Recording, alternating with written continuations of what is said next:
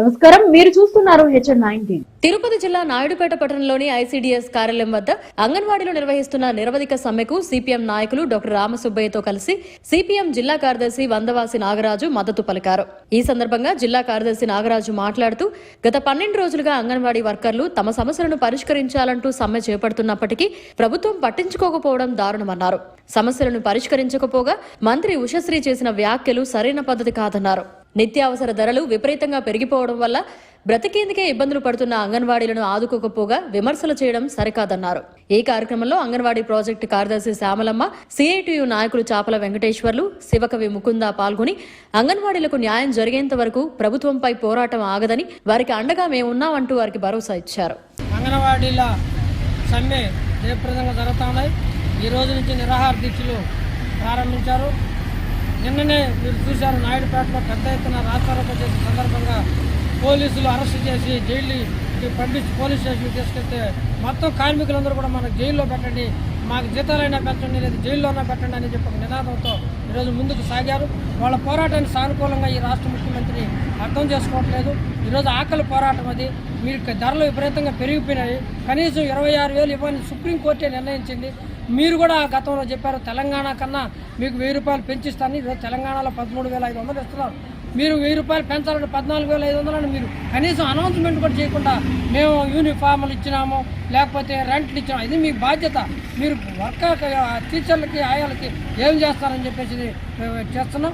Gratuity 5 లక్షలు ఇవ్వమని చెప్పారు. పక్కన ఈరోజు కర్ణాటకలో ఇస్తున్నారు, పంజాబ్లో ఇస్తున్నారు, మహారాష్ట్రలో ఇస్తున్నారు, అనేక రాష్ట్రాలు అమలు చేస్తూ ఉంటే ఇవన్నీ ఏమి పట్టించుకోకుండా వాళ్ళ మీద ఎదురుదాడి చేయడానికి ఉషశ్రీ మంత్రిని పెట్టి ప్రెస్ మీట్లు పెట్టి మేము గొప్పగా చేసినట్టుగా చెప్పుకున్నాం.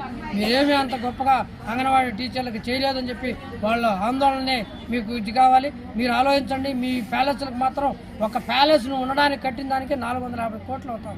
ఈ లెక్కన చేస్తే మీరు ఎంత ఖర్చు పెడుతున్నారు? మీ ఎమ్మెల్యేల జీతం ఎంత, ఎంపీల జీతం ఎంత? వాళ్ళు ఏమైనా పేదవాళ్ళ? వాళ్ళకి మాత్రం కోట్లు ఖర్చు పెట్టచ్చు. ఆకలితో దాదాపు 1,05,000 మంది కుటుంబాలు ఈ ఆర్థిక పరిస్థితి కూడా మెరుగుపడేదానికి వాళ్ళందరూ కూడా వాళ్ళ జీవితాలు బాగుపడాల్సిన అవసరం ఉంది. ఆ రకంగా పౌష్టికాహారం అందిస్తున్న వాళ్ళకి వాళ్ళ ఇళ్ళకి పౌష్టికాహారం లేకుండా చేసేది సరైన పద్ధతి కాదు. ఈరోజు వాళ్ళ ఆందోళనని మీరు ఎగతాళి చేసి వాళ్ళ యొక్క సెంటర్లకు తీసుకుపోయి పగలగొట్టి వాళ్ళ గుండెల మీద మీరు దాడి చేస్తారు. దృష్టిలో పెట్టుకోండి. ఈరోజు అదానీలకు, అంబానీలకు కోట్లు అప్పగిస్తారు, ఆకలి చావులు మాత్రం అంగన్వాడీలక అని చెప్పి ప్రతి ఒక్కరూ ప్రశ్నిస్తూ ఉన్నారు.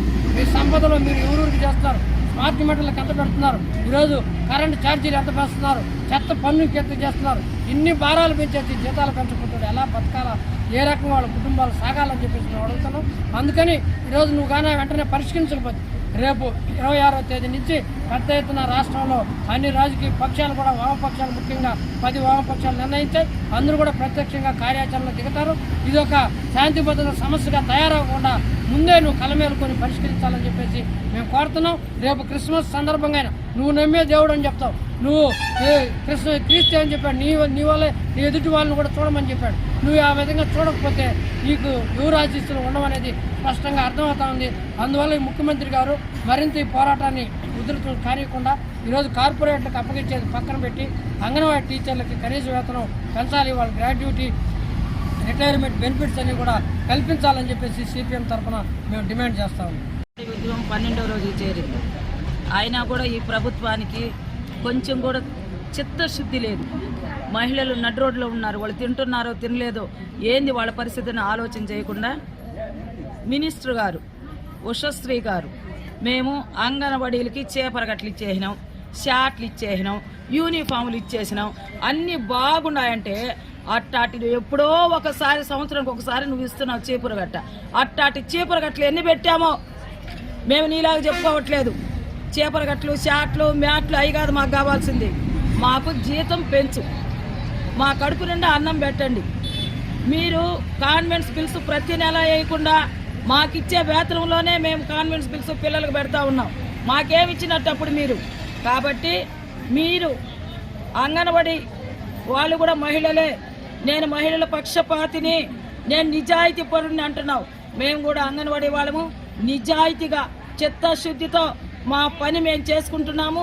మమ్మల్ని బెదిరించే ప్రయత్నం మాత్రం దయచేసి చేయబాకండి. ఎందుకంటే మేము ఎవరు ఆస్తులు కొల్లగొట్టట్లేదు. ఎవరు సొమ్ముకు మేము వెళ్ళట్లేదు.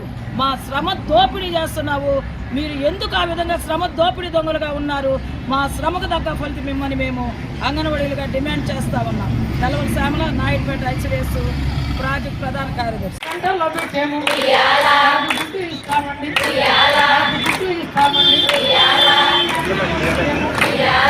ముత్యాలు పెట్టాము, ఏడొస్తా ఉంటాను, మేము పాటలే పాడాము, పాటలే పాడాము, మేము ఉయ్యాల చల్లగా పట్టాము, ఉయ్యాల ఉయ్యాల ఉయ్యాల ఉయ్యాల మనవల చూడండి, ఉయ్యాల ఉయ్యాల ఉయ్యాల ఉయ్యాల మనవల చూడండి, ఉయ్యాల అటువంటి వాళ్ళకి అంగన్వాడీ వాళ్ళు కష్టపడి మేము ఆయన సేవ చేస్తుంటాను, ఆయన కనీస వేతనము ఆయన పెంచలేదంటేను ఈ ముఖ్యమంత్రికైనా ఆయన దిమాకా ఉండాలా, అంత ఆలోచన ఉండాలా, అంత దిగువైన ఉండాలా, అరే గీతాలు పెంచక ఉయ్యాల మన ఇబ్బంది పడుతుంది, ఉయ్యాల ఉయ్యాల ఉయ్యాల ఉయ్యాల.